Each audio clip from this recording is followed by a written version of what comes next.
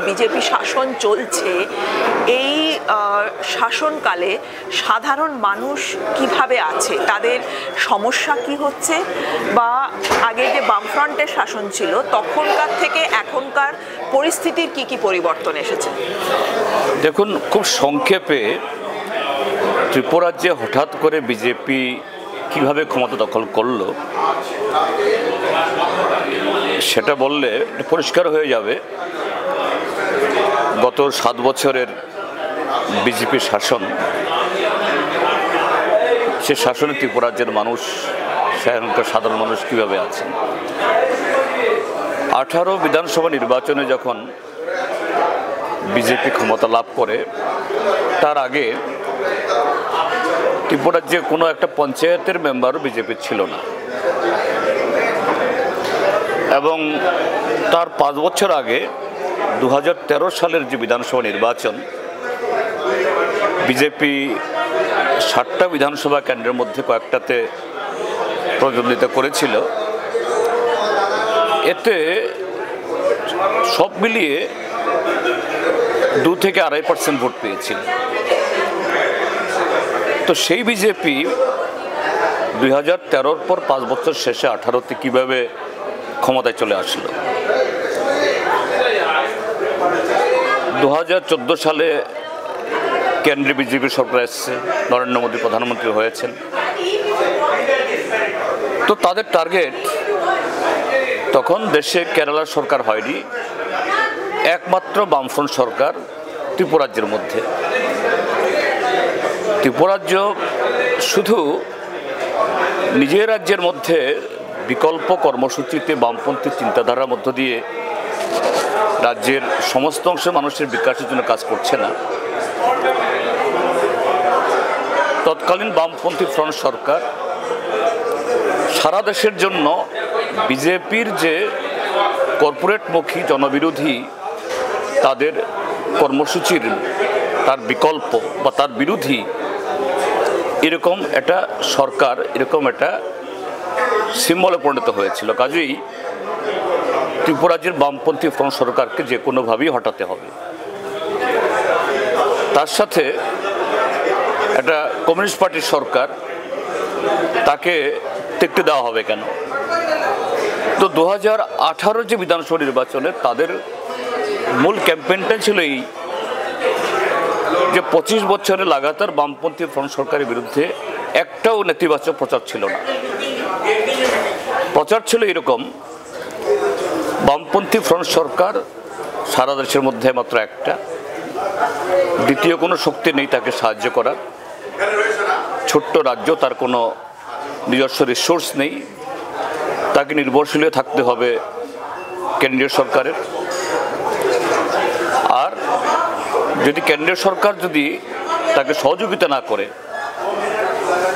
এই রাজ্যে নতুন কিছু হবে না, রাজ্যে কোনো বিকাশ হবে না।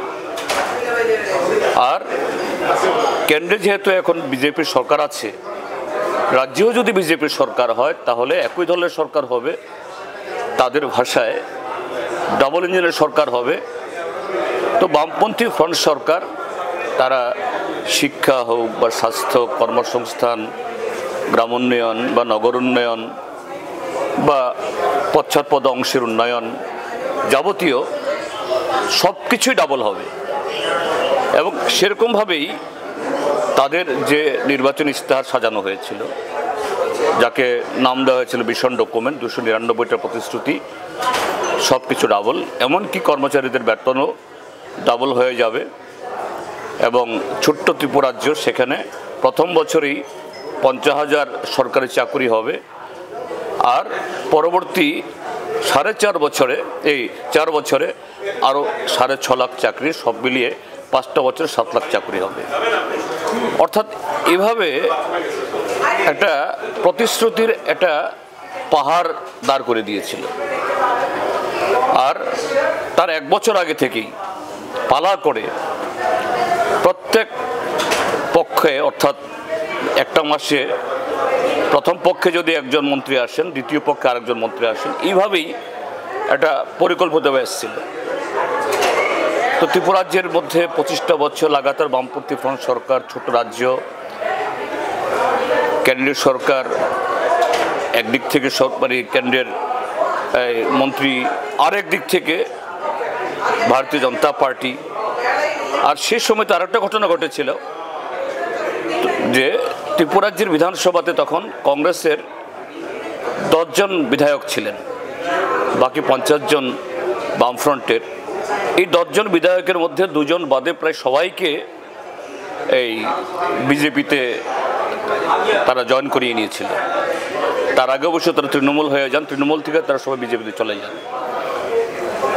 তো এইভাবে গোটা এন্টি লেফট বাম বিরোধী যত মানে তাদের নেতা হন বা তাদের কর্মী হন, এদের সবাইকে হাইজ্যাক করে ওরা বিজেপি শিবিরে সামিল করে।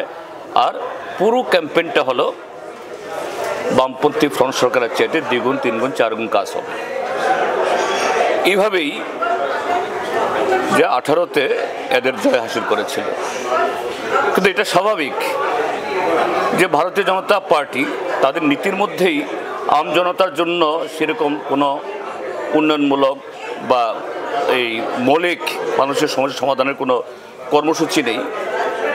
সেখানে একটা ছোট্ট রাজ্য ত্রিপুরাজ্যের মধ্যে এটা অন্যথা হবে কেন? কিছুই হয়নি। তো এইভাবেই খুব অচিরেই অল্প সময়ের মধ্যেই ত্রিপুরাজ্যের শিক্ষক কর্মচারী বলুন, কৃষক ক্ষেতমজুর বা জুমিয়া বলুন, বা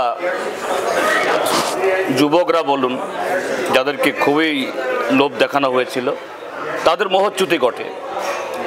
বিজেপি দ্রুত জনপ্রিয়তা হারিয়ে ফেলে। তো সেই জায়গায় এই যে গেল 2023 যে ভোট, তাদের আবার ক্ষমতা দখল করতে হবে। তখন নতুন একটা চক্রান্ত করা হলো, প্লট করা হলো। সেখানকার আদিবাসী অংশের মানুষ, ত্রিপুরাজ্যে 1/3 ত্রিপুরাজ্যের জনসংখ্যার 1/3 হলো আদিবাসী অংশ। এদের ভিতরে টোপ দেখানো হলো যে যদি